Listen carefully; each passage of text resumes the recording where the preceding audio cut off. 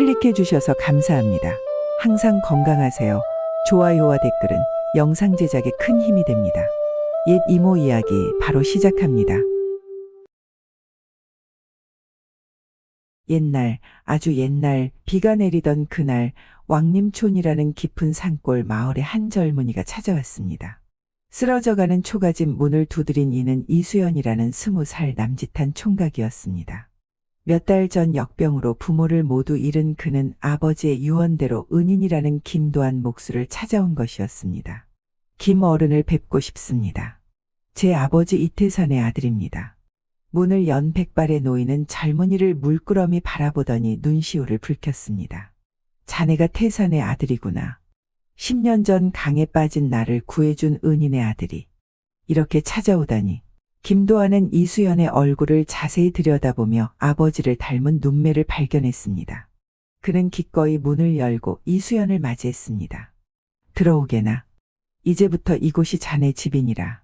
김도환의 집에는 이미 박진석이라는 제자가 있었습니다. 박진석은 10살 때부터 김도환을 스승으로 모시며 목공 기술을 배워왔고 이제는 28이 되어 마을에서도 인정받는 솜씨를 갖추게 되었습니다. 그런 그에게 갑자기 나타난 이수연은 눈엣 가시 같은 존재였습니다. 스승님, 이런 촌뜨기를 왜 받아들이십니까? 박진석의 불평에도 김도환은 단호했습니다. 진석아, 사람의 인연이란 그리 단순한 것이 아니니라. 수연이의 아버지는 내 목숨의 은인이시다. 이제 그 은혜를 갚을 때가 왔구나. 그날부터 이수연은 김도환의 제자가 되어 목공 기술을 배우기 시작했습니다. 놀랍게도 이수연은 타고난 재능을 지니고 있었습니다. 손의 연장을 잡은 지 불과 몇 달 만에 기본 기술을 습득했고 1년이 지나자 복잡한 짜임새까지 이해하게 되었습니다. 그의 빠른 성장은 김도환을 기쁘게 했지만 박진석의 질투심만 키웠습니다. 어디서 굴러온 촌놈이 감히. 박진석은 이수연을 깎아내리기 위해 갖은 방법을 동원했습니다. 그의 도구를 숨기거나 작업물을 망가뜨리거나 때로는 다른 제자들 앞에서 그를 모욕하기도 했습니다. 그러나 이수연은 남을 원망하지 않았습니다. 오히려 더 열심히 일하며 자신의 실력을 키웠습니다. 어느 날 김도환의 공방에 나무가 떨어졌습니다. 큰 제사를 앞둔 양반가에서 상을 주문했는데 쓸만한 목재가 부족했던 것입니다. 진석아, 수연아, 너희 둘이 뒷산에 가서 좋은 나무를 찾아오너라. 단단하고 결이 곱게 뻗은 소나무면 좋겠구나. 박진석은 이 기회를 놓치지 않았습니다. 산으로 올라가는 길에 그는 음흉한 계획을 세웠습니다. 수연아, 저기 큰 소나무가 보이느냐? 너는 나무를 베고 내가 줄을 당겨 안전하게 쓰러뜨릴 테니 안심하고 도끼질을 해라. 이수연은 의심 없이 도끼를 들고 나무 베기를 시작했습니다. 그러나 나무가 쓰러질 때 박진석은 줄을 놓아버렸고 큰 소나무는 이수연이 있는 방향으로 쓰러졌습니다. 다행히 이수연은 빠르게 피했지만 발을 헛디뎌 가파른 비탈을 굴러떨어지고 말았습니다. 아이고, 이수연은 황급히 일어나 부상을 확인했습니다. 다리에 깊은 상처가 났지만 다행히 뼈는 부러지지 않았습니다. 박진석은 아무 일도 없었다는 듯 그를 내려다보았습니다. 이런, 손이 미끄러워 줄을 놓쳤구나. 괜찮으냐? 거짓된 위로를 건네는 박진석의 눈에서 이수연은 숨길 수 없는 악의를 읽었습니다. 하지만 그는 아무 말도 하지 않았습니다. 공방으로 돌아와 김도환이 이수연의 부상을 발견하고 물었을 때도 이수연은 박진석 때문이란 걸 얘기하지 않았습니다. 스승님, 제가 부주의했습니다. 산길에서 미끄러져 다쳤을 뿐입니다.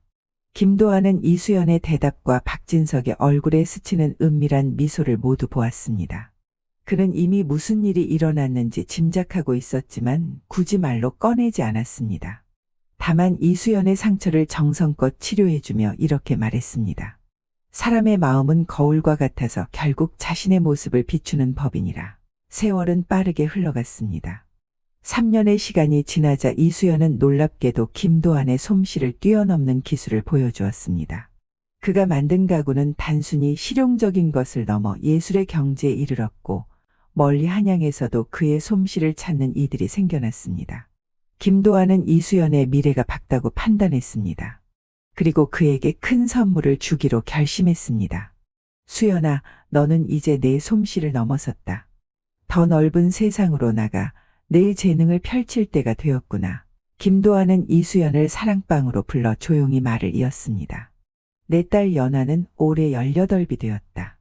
내 생각에는 너와 혼인을 시키고 함께 한양으로 보내는 것이 좋을 듯하구나. 이수연은 깜짝 놀랐습니다. 김도한의 딸 연아는 마을에서 가장 아름다운 처녀였고 여러 청년들이 눈독을 들이던 교수였습니다. 특히 박진석은 오래전부터 연아를 자신의 아내로 삼고자 했습니다. 스승님, 정말 과분한 말씀이십니다. 제가 어찌 감히. 자네는 마음이 선하고 재주가 뛰어나네. 내 딸의 짝으로 더할 나위 없겠구나. 김도하는 미소 지으며 다음 말을 이었습니다. 그리고 이것을 자네에게 주겠네. 김도하는 오래된 괴짝에서 낡은 책 한 권을 꺼냈습니다. 천공비기라고 쓰인 이 책은 하늘이 내려준 비밀 기록책이었고 대대로 내려오는 김씨 가문의 보물이었습니다. 이 책에는 선대로부터 전해 내려오는 특별한 목공 비법이 담겨 있네. 집을 짓는 방법부터 가구를 만드는 기술, 심지어 배를 만드는 비결까지. 이것으로 자네는 한양에서 큰 성공을 이룰 수 있을 걸세. 이수연은 감격에 차 큰 절을 올렸습니다. 스승님, 은혜를 어찌 갚아야 할지 모르겠습니다. 연아 아가씨를 제 아내로 맞이하고 평생 소중히 모시겠습니다. 그러나 이 대화를 몰래 엿듣던 박진석의 질투는 극에 달했습니다. 그는 오랜 시간 스승의 딸과 가보를 차지하기를 꿈꿔왔지만 이제 그 모든 것이 이수연에게 넘어가게 되었으니 분노가 치밀어 올랐습니다. 이런 망할 놈. 내가 10년을 기다렸는데 이 촌놈이 단 3년 만에. 그날 밤 박진석은 끔찍한 계획을 실행에 옮겼습니다.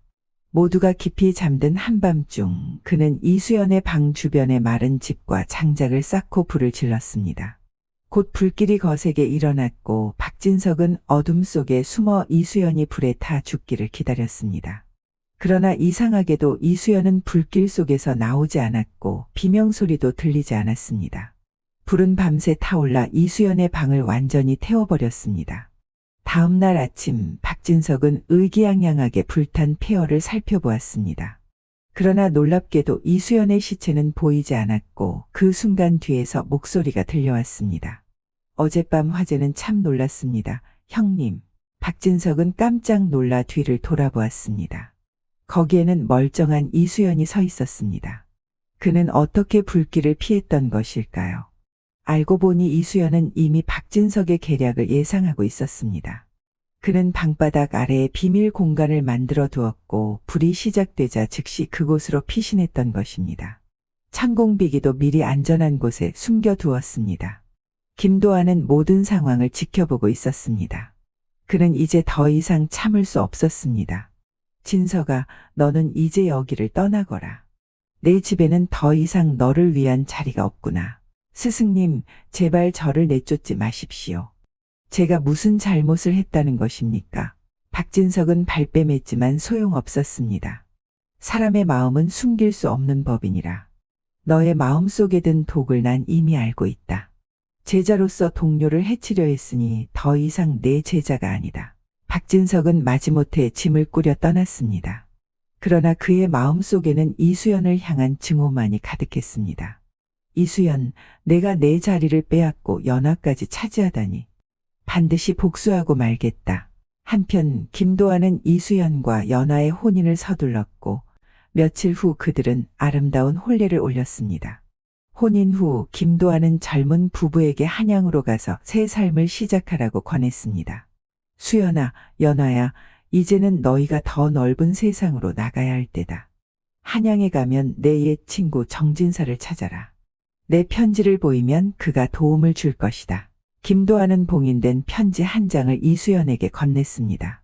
다음 날 아침 이수연과 연하는 눈물겨운 작별 인사를 나누고 한양을 향해 떠났습니다. 김도하는 두 사람이 사라질 때까지 손을 흔들어 주었습니다. 부디 행복하게 잘 살아라. 한양으로 가는 길은 험했습니다. 깊은 산길과 넓은 강을 건너야 했고 때로는 산적들의 위협도 있었습니다. 그러나 이수연과 연하는 서로를 의지하며 어려움을 이겨냈습니다. 열흘 후 그들은 마침내 한양에 도착했습니다. 붐비는 거리와 높은 건물들을 보며 두 사람은 시골 소년 소녀처럼 눈을 둥그렇게 떴습니다. 여보, 정말 대단해요. 이렇게 많은 사람들이. 연아가 감탄했습니다. 이수연은 김도환이 알려준 대로 정진사의 집을 찾아갔습니다. 정진사는 한양에서 이름 높은 부호였고 특히 왕실의 가구를 납품하는 큰 공방을 운영하고 있었습니다. 김도환의 제자라고. 그리고 이것이 그의 편지인가? 정진사는 편지를 받아들며 물었습니다. 편지를 다 읽은 정진사는 크게 웃으며 말했습니다. 하하, 과연 김도환다운 부탁이군. 걱정 말게나 자네들을 돕겠네. 정진사는 이수연과 연화에게 집 한 채를 내어주었고 이수연을 자신의 공방에서 일하도록 했습니다. 이수연의 뛰어난 솜씨는 곧 한양의 양반들 사이에서 소문이 났고 그의 가구는 비싼 값에 팔려나갔습니다. 그러나 행복은 오래가지 않았습니다.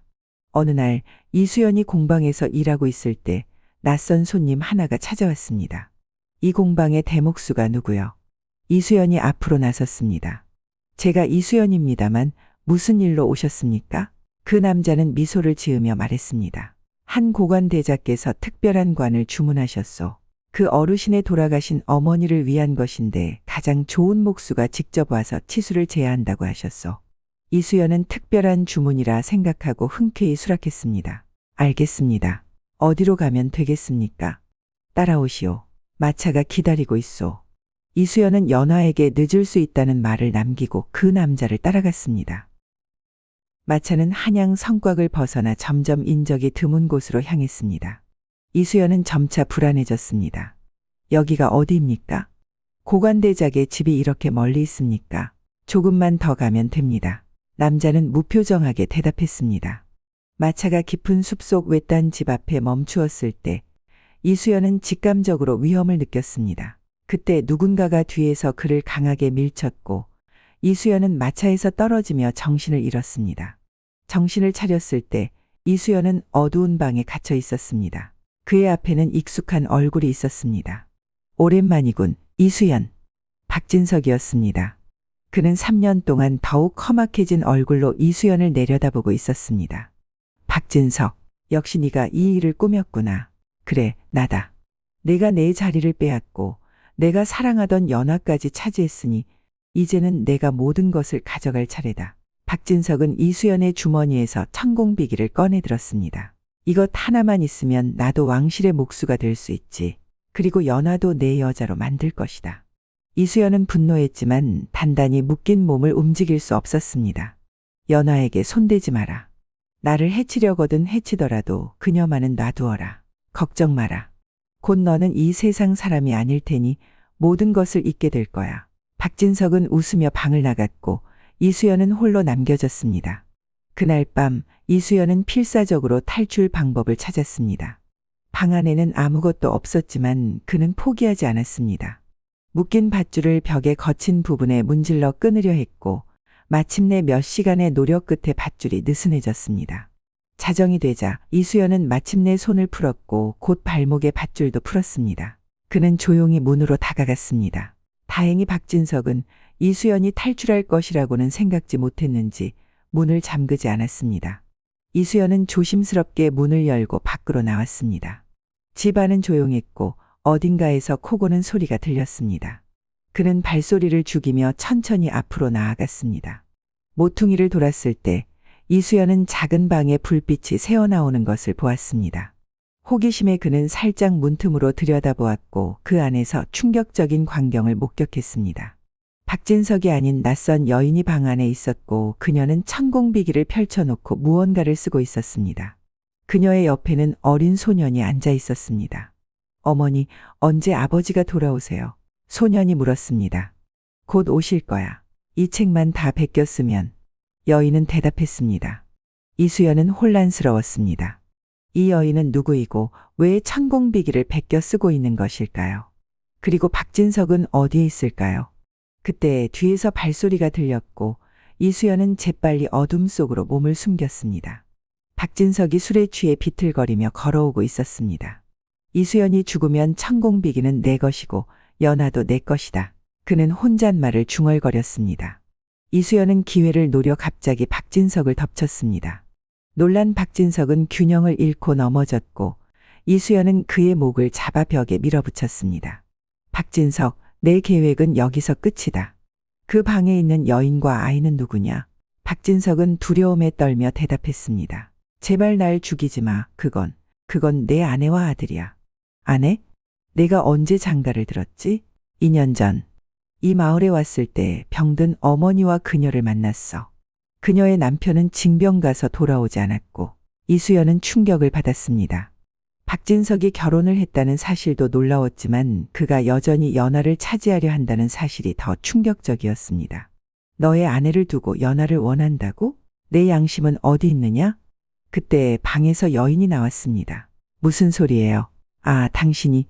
이수연은 여인을 보고 더 큰 충격을 받았습니다.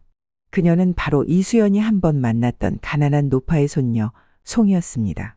3년 전 이수연이 돈이 없다는 노파에게 무료로 관을 만들어 주었던 그 노파의 손녀. 송이 아가씨, 어찌 된 일인가요? 송이는 이수연을 알아보고 울음을 터뜨렸습니다. 이 어른 살아계셨군요. 제 남편이 당신을 해치려 했다고요. 이수연은 천천히 박진석을 놓아주었고 그는 쓰러지듯 바닥에 주저앉았습니다. 송이 씨, 이 사람이 어떻게 당신의 남편이 되었습니까? 송이는 눈물을 닦으며 설명했습니다. 2년 전 제 할머니가 돌아가시고 저는 홀로 남았어요. 그때 이분이 찾아와 도움을 주셨고 저를 보살펴 주셨어요. 그리고 결혼했습니다. 이수연은 이 모든 상황이 믿기지 않았습니다. 박진석, 그가 그토록 증오하던 사람이 송이의 남편이 되었다니. 그리고 그는 여전히 연하를 차지하려 했습니다. 그럼 천공비기는 왜 베껴 쓰고 있었습니까? 송이는 고개를 숙였습니다. 남편이 그 책이 매우 귀중하다고 했어요. 혹시 잃어버릴까봐 복사본을 만들고 있었습니다. 이수연은 웃음을 참을 수 없었습니다. 그 책에는 아무런 비법이 없습니다. 그저 기본적인 목공 기술만 적혀 있을 뿐이에요. 진짜 비법은. 이수연은 잠시 말을 멈추었습니다. 그는 주머니에서 작은 쪽지를 꺼냈습니다. 진짜 비법은 여기 있습니다. 스승님이 혼인날 아침에 살짝 주신 것입니다. 박진석은 망연자실한 표정으로 이수연을 바라보았습니다. 그럼 내가 가져간 책은 의미 없는 것이었습니다. 스승님은 이미 당신이 그럴 것을 예상하셨던 거죠. 이수연은 깊은 한숨을 내쉬었습니다. 그는 박진석에게 복수할 수 있는 기회였지만 그의 아내와 어린 아들을 보니 마음이 달라졌습니다. 박진석, 이제 그만하시오. 당신에게는 이미 가정이 있지 않소? 이 선량한 여인과 아들을 두고 무슨 악행을 저지르려 했소? 박진석은 무릎을 꿇고 흐느꼈습니다. 나는 욕심쟁이였소. 스승님의 총에 연하, 천공비기, 모든 것을 가지고 싶었소. 내가 잘못했소. 송이는 남편을 바라보며 눈물을 흘렸습니다. 여보, 당신이 이런 나쁜 마음을 품고 있었다니. 이수연은 두 사람을 보며 결심했습니다. 이번 일은 여기서 끝내겠소. 그러나 약속하시오. 다시는 나와 내 가족을 해치려 하지 말고 당신의 가족을 소중히 여기시오. 박진석은 고개를 끄덕였습니다. 약속하겠소. 정말 미안하오. 이수연은 몸을 돌려 떠나려 했습니다. 그때 송이가 그를 불렀습니다. 이 어른, 잠시만요. 제가 드릴 것이 있습니다. 송이는 방으로 들어가 작은 나무 상자를 가져왔습니다. 이건 제 할머니께서 돌아가시기 전에 저에게 주신 것입니다. 할머니께서는 이것이 큰 위기에 처했을 때 사용하라고 하셨어요. 그런데 지금 이 어른께서 더 필요할 것 같습니다. 이수연은 호기심에 상자를 열었습니다. 그 안에는 오래된 비단천에 쌓인 나무 피리가 있었습니다. 이것은 우리 조상님이 전에 산신령에게서 받은 피리라고 합니다. 위험에 처했을 때 불면 도움이 온다고 하셨어요. 이수연은 감사의 마음으로 그 피리를 받았습니다. 고맙소, 송이 씨. 소중히 간직하겠소. 그날 밤 이수연은 숲을 지나 한양으로 돌아가는 길을 서둘렀습니다. 연하가 걱정하고 있을 것이라 생각하니 발걸음이 더욱 빨라졌습니다. 그러나 한양에 도착한 이수연을 기다리고 있던 것은 충격적인 소식이었습니다. 그가 없는 사이에 큰 화재가 일어났고 그들이 살던 집과 공방이 모두 불타버렸다는 것입니다. 더 끔찍한 것은 연하가 행방불명되었다는 사실이었습니다. 연하. 이수연은 불에 탄 집터를 헤매며 아내의 이름을 외쳤습니다. 정진사가 슬픈 표정으로 다가왔습니다. 수연아, 진정하게. 우리는 이미 모든 곳을 뒤졌네. 연아는 아마도. 아닙니다. 그녀는 살아있을 겁니다. 제 마음이 그렇게 말하고 있습니다. 이수연은 며칠 동안 한양 곳곳을 뒤지며 연아를 찾았지만 흔적조차 발견할 수 없었습니다. 그는 절망에 빠져 정진사의 집 마루에 앉아 한숨을 내쉬었습니다. 저는 어떻게 해야 할까요? 그때 그의 주머니에서 송이가 준 피리가 생각났습니다. 위험에 처했을 때 불면 도움이 온다고. 이수연은 마지막 희망을 걸고 피리를 꺼내 불기 시작했습니다. 이상하게도 피리 소리는 맑고 청아했으며 이수연의 마음을 평온하게 만들었습니다. 그는 눈을 감고 연아를 생각하며 계속해서 피리를 불었습니다. 한참 후 누군가가 정진사의 대문을 두드렸습니다. 하인이 문을 열자 그곳에는 낯선 노인이 서 있었습니다. 이수연이라는 젊은이를 찾습니다.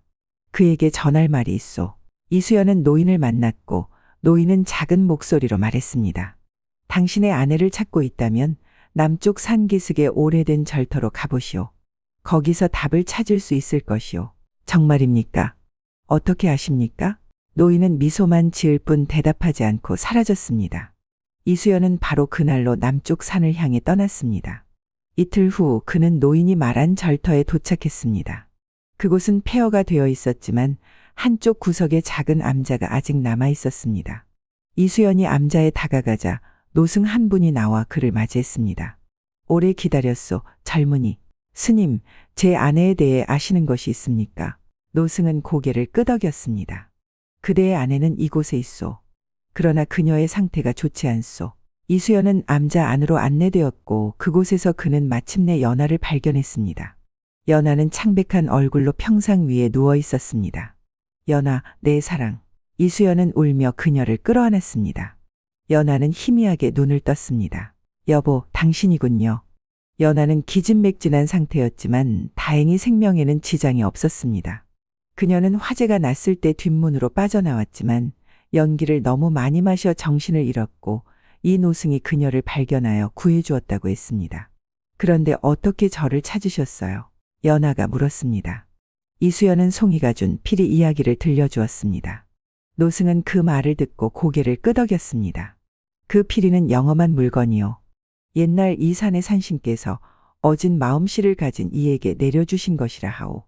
그대가 그 피리를 불었을 때 산신의 영혼이 나에게 그대에 대해 알려주었소.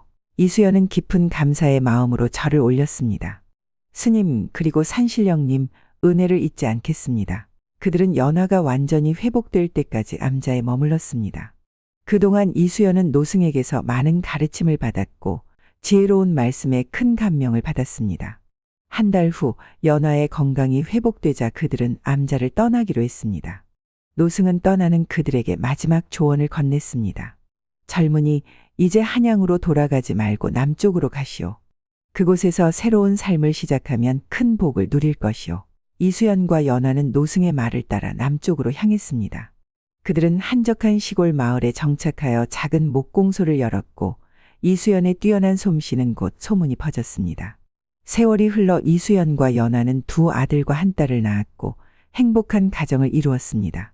이수연의 목공소는 점점 커져 큰 공방이 되었고 많은 제자들이 그의 기술을 배우러 찾아왔습니다. 그러던 어느 날 한 낯선 남자가 이수연의 공방을 찾아왔습니다. 그는 초라한 옷차림이었지만 눈빛만은 결연했습니다.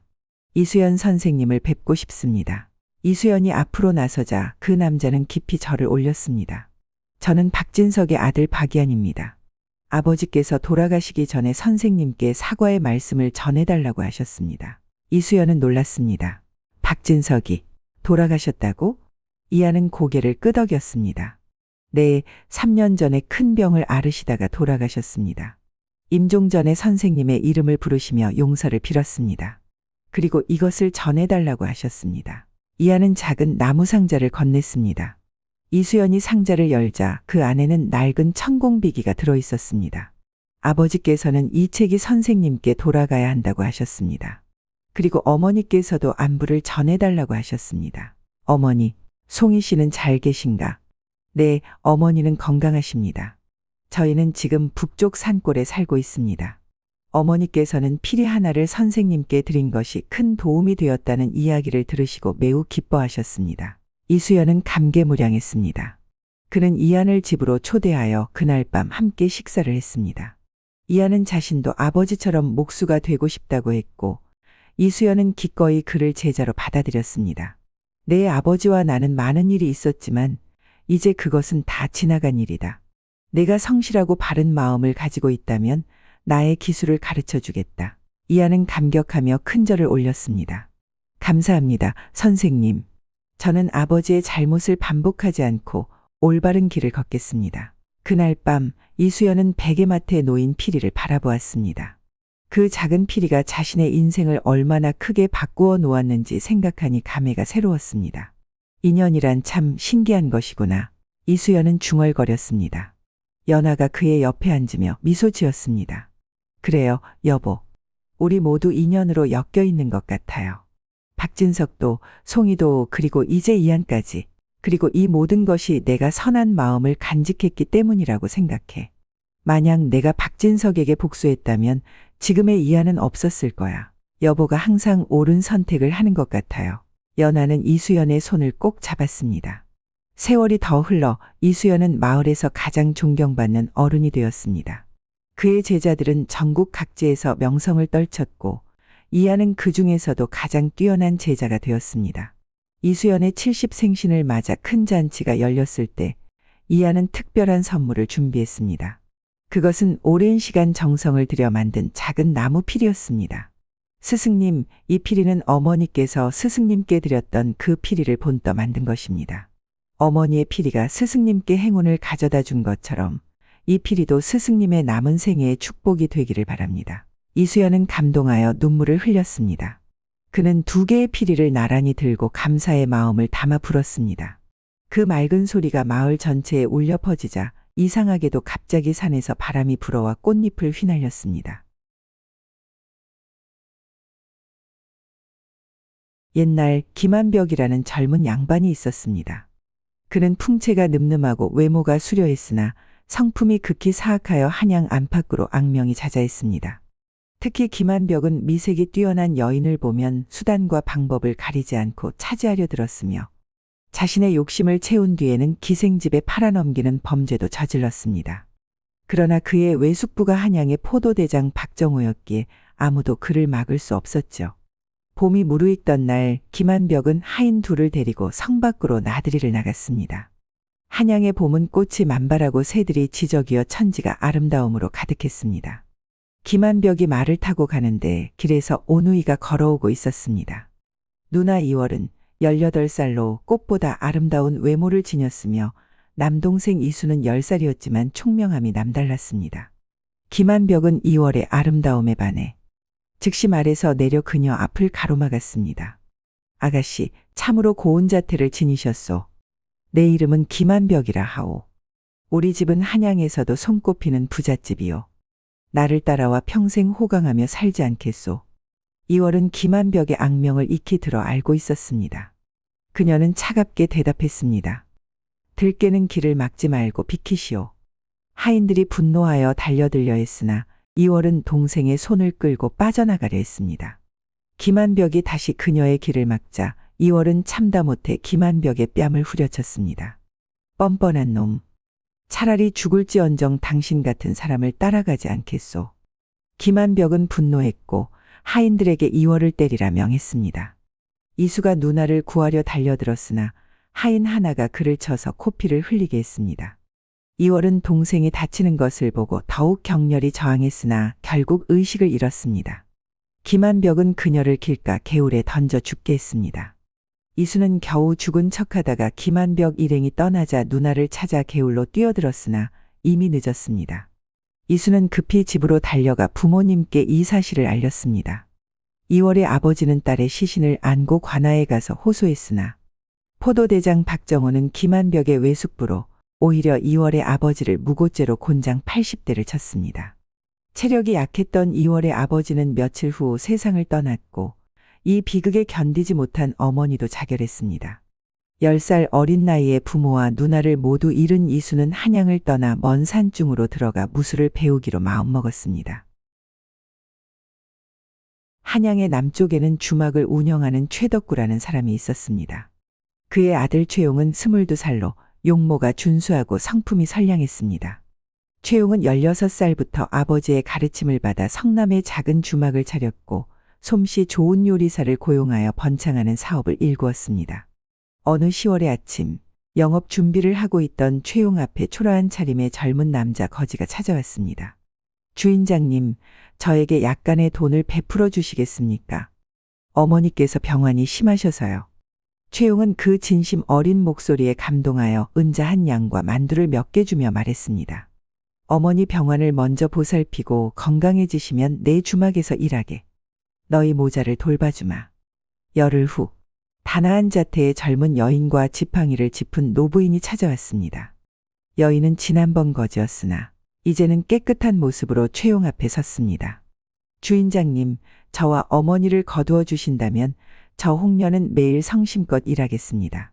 최용은 다시 보니 그녀가 지난번의 거지임을 알아챘습니다. 알고 보니 홍련은 고향이 흉년으로 기근이 들어 어머니를 모시고 구걸을 나온 것이었습니다. 미모가 출중하여 남자들의 눈길을 피하고자 남장을 하고 일부러 더럽게 꾸몄던 것입니다. 최용은 홍련 모녀를 빈방에 머물게 하고 새 옷도 마련해 주었습니다. 새 옷을 입은 홍련은 더욱 아름답게 빛났고 최용은 그녀에게 마음을 빼앗겼습니다. 홍련은 부지런히 일하며 주막을 깨끗이 관리했고 덕분에 주막 사업은 더욱 번창했습니다. 최용은 홍련을 아내로 맞이하기로 결심하고 중매인을 통해 홍련의 어머니 윤 씨에게 청혼했습니다.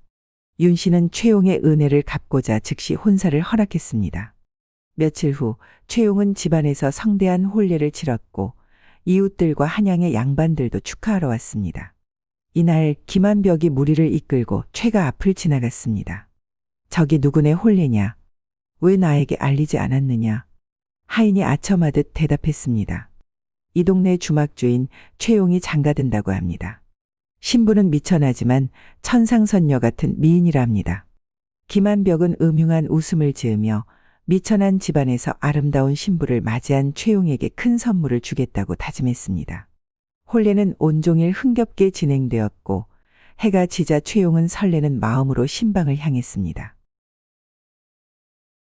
신방에서 홍련은 화려한 혼례복을 입고 앞으로의 행복한 삶을 꿈꾸며 신랑을 기다리고 있었습니다. 붉은 등불 아래 그녀의 아름다움은 더욱 빛났습니다. 그러나 그 고요한 밤에 김한벽은 신랑으로 가장하여 몰래 신방에 들어와 촛불을 끄고 침상에 뛰어올랐습니다. 홍련아, 내 사랑, 이제 우리가 하나가 될 시간이다. 누구시오? 당신은 내 서방님이 아니오. 홍련은 즉시 목소리가 다름을 알아차리고 신면을 벗으려 했지만 어둠 속에서는 아무것도 볼 수 없었습니다. 홍련은 최용과 오랫동안 함께 지내며 그의 목소리에 익숙했습니다. 김한벽이 다가오자 그녀는 큰 소리로 외쳤습니다. 사람 살려요. 도둑이야. 구해주세요. 마침 그때 손님들을 배웅한 최용이 신방으로 들어오려던 참이었습니다. 비명을 듣고 하인들과 함께 방 안으로 달려가 김한벽을 침상에서 끌어내려 호되게 때렸습니다. 나는 김한벽이다. 놓거라.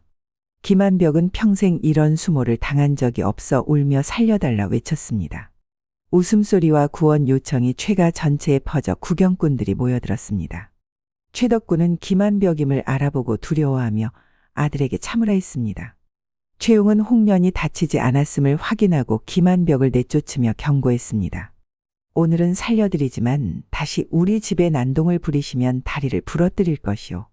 알았네, 알았어. 김한벽은 겉으로는 순순히 대답했지만 속으로는 내가 먼저 내 다리를 부러뜨리겠다고 다짐했습니다. 집으로 돌아간 김한벽은 하인 10여 명을 모아 최용에게 복수하려 했으나 최가의 무술에 능한 호위들이 있다는 말에 일단 멈추고 외숙부 박정호에게 도움을 청했습니다. 박정호는 이미 최가가 뇌물을 바치지 않아 미워하던 차 조카의 호소를 듣고 기회를 엿보고 있었습니다. 다음 날 박정호는 관아의 나졸들을 이끌고 청산을 향해 출발했고 명목상으로는 산적 소탕을 위한 것이라 했습니다. 그날 오후 마장이라는 산적 두목이 관아로 끌려왔습니다. 박정호는 위험 있게 앉아 마장에게 죄를 자백하고 공범을 밝히면 관대히 처리하겠다고 했습니다. 마장은 자신의 죄를 자백하고 공범 목록을 제출했는데 그 속에 최덕구의 이름이 있었습니다. 최덕구는 100번 억울하다 해도 이미 꾸며진 죄명을 벗어날 수 없었습니다. 그는 고문에 견디지 못해 자신이 마장의 공범임을 인정했고 박정호는 즉시 그에게 자백서에 서명하게 했습니다. 결국 최덕구는 사형장으로 끌려갔고 최가의 재산은 모두 몰수되었습니다. 하루아침에 천국에서 지옥으로 떨어진 최가 가족들은 큰 충격에 빠졌습니다. 최용은 더 비참한 운명을 맞았습니다. 김한벽의 하인들에게 두 다리가 부러졌고 홍련이 김한벽에게 겁탈당하는 것을 지켜봐야 했습니다. 최 선생, 내가 내 다리를 부러뜨린다고 했지. 하하, 어디 한번 해보거라. 악행 후 김한벽은 최용에게 비웃으며 모욕을 주었습니다. 최용은 이제 살아갈 의미를 잃었지만 가족과 홍련의 원수를 갚기 위해 김한벽과 함께 죽기로 결심했습니다. 김한벽이 옷을 입고 떠나려 할 때 최용은 남은 힘을 다해 그에게 달려들어 목을 조르며 말했습니다. 죽자. 함께 죽자. 김한벽은 하인들에게 살려달라고 외쳤고 하인들이 달려와 최용을 제압했습니다. 저놈을 죽여라. 김한벽의 명령에 하인들은 최용을 난타했고 선량했던 최용은 그렇게 목숨을 잃었습니다. 여보, 저도 따라갈게요. 홍련은 이미 살아갈 의미가 없었고 최용이 죽자 더욱 그러했습니다. 그녀는 침상에서 뛰어내려 벽에 머리를 부딪혀 그 자리에서 목숨을 잃었습니다. 김한벽은 이 광경을 보고도 후회하기는커녕 오히려 홍련의 시신을 보며 비웃었습니다. 정말 열렬하구나. 8년 전 2월과 똑같군. 그는 최용의 시신을 발로 짓밟고 떠나려 했습니다. 그러나 문을 열자마자 강력한 발차기가 그의 배를 향해 날아왔습니다. 김한벽은 피하지 못하고 홍련의 시신 옆으로 날아가 무겁게 떨어졌습니다. 으악, 누구냐? 감히 내게 발길질을 하다니. 김한벽은 가슴을 움켜쥐고 욕설을 퍼부었습니다. 하인들이 달려들었지만 문 앞에 방문객은 단단한 무사 복장에 긴 검을 허리에 찬 무사였습니다. 이 악한 놈. 백주대낮에 양가 여인을 겁탈하고 무고한 이를 죽이다니 이제 내 목숨도 끝이다. 방문객은 말없이 몇 번의 주먹과 발차기로 하인들을 쓰러뜨리고 김한벽의 오른쪽 무릎을 밟으며 말했습니다. 오늘은 내가 다리가 부러지는 고통을 느껴볼 차례다. 형님, 저와 전에 무슨 원한이 있으십니까? 제발 이 목숨만 살려주십시오. 김한벽은 상황이 위급함을 느끼고 애원했습니다. 무사는 들은 채 하지 않고 우드득 소리와 함께 김한벽의 오른쪽 다리를 부러뜨리며 말했습니다. 내 얼굴이 기억나지 않느냐? 8년 전 봄날 내가 내 누나 이월을 죽인 일을 기억하느냐? 그렇습니다. 이 무사는 바로 8년 전의 이수였습니다. 가족이 김한벽에게 죽음을 당한 후 이수는 한양을 떠나 깊은 산중 무예를 닦았습니다. 그는 복수를 위해 고된 훈련을 견뎠고 마침내 기술을 습득한 후 산을 내려왔습니다. 돌아오는 길에 그는 암행어사 정도현의 일행을 만났습니다. 정도현은 정의로운 사람으로 이미 박정호와 김한벽의 악행에 대해 들어 알고 있었고 이수를 한양에 보내 증거를 수집하게 했습니다. 이수는 일찍 한양에 도착했지만 최용과 홍련을 구하기에는 한 걸음 늦었습니다. 그러나 그들의 희생으로 이수는 충분한 증거를 확보하여 김한벽을 법의 심판 아래 세울 수 있었습니다. 결국 김한벽의 재산과 박정호의 재산은 모두 몰수되었습니다. 김한벽은 사형 선고를 받았고 박정호는 중죄를 지어 감옥에 갇혔습니다. 김한벽이 처형되는 날 이수는 지켜보며 눈물을 흘렸습니다. 아버지, 어머니, 누나, 이제 여러분의 원수를 갚았습니다. 그러나 이야기는 여기서 끝나지 않았습니다. 처형 직전 김한벽이 갑자기 웃음을 터뜨리며 말했습니다. 이수야, 너는 승리했다고 생각하겠지. 하지만 내가 모르는 것이 하나 있다. 이수는 의아한 표정으로 다가갔습니다. 내 누나 이월, 그녀는 내가 죽이지 않았다. 무슨 소리냐? 그날 그녀를 개울에 던졌을 때 그녀는 이미 임신 중이었다. 내 아이를. 하하. 김한벽의 웃음소리가 형장에 울려 퍼졌고 이수는 몸이 굳어 말을 잇지 못했습니다. 그 순간 처형이 집행되었고 김한벽의 머리가 잘려나갔습니다. 이수는 혼란스러운 마음으로 8년 전 누나가 죽은 개울가로 향했습니다. 그곳에서 그는 오래된 작은 집에 살고 있는 한 소년을 발견했습니다. 소녀는 이월을 닮았으나 눈은 분명 김한벽의 것을 닮아 있었습니다. 알고 보니 이월은 그날 살아남았고 개울가에 살던 노파가 그녀를 구해 치료해 주었습니다. 이월은 아이를 낳은 후 병으로 세상을 떠났지만 노파는 그 아이를 정성껏 키웠습니다. 이수는 갈등했지만 결국 조카를 데리고 한양을 떠나기로 결심했습니다. 아이는 죄가 없었고 이월의 핏줄이었기 때문입니다. 그들은 멀리 떠나 새로운 삶을 시작했고 이수는 아이에게 선한 마음과 정의로운 삶의 가치를 가르쳤습니다. 세월이 흘러 그 아이는 조선의 명판서가 되어 백성들을 위한 선정을 베풀었고 특히 약자와 여성을 보호하는 법을 만드는 데 힘썼습니다. 이렇게 악행에서 시작된 생명이 선행으로 이어져 세상의 균형을 다시 찾게 되었습니다. 이것이 바로 하늘의 도리 천도입니다. 옛날, 아주 옛날, 어떤 한 남자가 매일 종이 가게에 가서 금 2조각으로 종이 나비를 사는 이야기입니다. 가게 주인은 이 남자가 금을 가지고 있으면서도 집이나 땅을 사지 않고 항상 종이 나비를 사는 것이 이상하다고 생각해 몰래 그를 따라갔습니다. 그런데 이상함을 감지한 종이가게 사장은 이 남자가 사람이 아니라는 것을 알게 되었습니다. 대체 무슨 일일까요? 이야기는 아주 옛날부터 전해 내려오는 이야기입니다. 이 종이가게는 장례용품을 파는 가게입니다. 가게 주인은 손재주가 좋아서 가게 안에는 종이로 만든 사람, 말, 종이로 만든 집 등 다양한 물건들이 있었고 모두 그가 직접 만든 것이었습니다. 다른 가게들은 낮에 문을 열고 밤이 되면 문을 닫았지만 이 종이가게는 365일 24시간 쉬지 않았습니다. 그해 겨울 한밤중에 가게 주인이 종이로 사람을 만들고 있었는데 갑자기 한 청년이 들어왔습니다. 그 청년은 소박한 옷차림에 별로 부유해 보이지 않았습니다. 그 남자는 작은 금 한 조각을 꺼내 가게 카운터에 놓고는 사장님, 종이나비 한 마리 사겠습니다. 가게 주인은 종이로 사람을 만들면서 말했습니다. 한 마리만 사나요? 이 나비를 누구에게 줄 건가요? 네, 어머니께 드릴 겁니다. 어머니가 돌아가셨나요? 아니요, 살아계세요. 죄송하지만 저희 가게는 산 사람에게 주는 건 팔지 않습니다. 남자는 당황하며 소매에서 또 다른 금 한 조각을 더 꺼내며 사장님에게 간청했습니다. 사장님, 제발 저에게 팔아주세요. 어머니가 많이 아프세요. 어머니는 나비를 좋아하시는데 이렇게 추운 겨울에 나비를 잡을 곳이 없어요.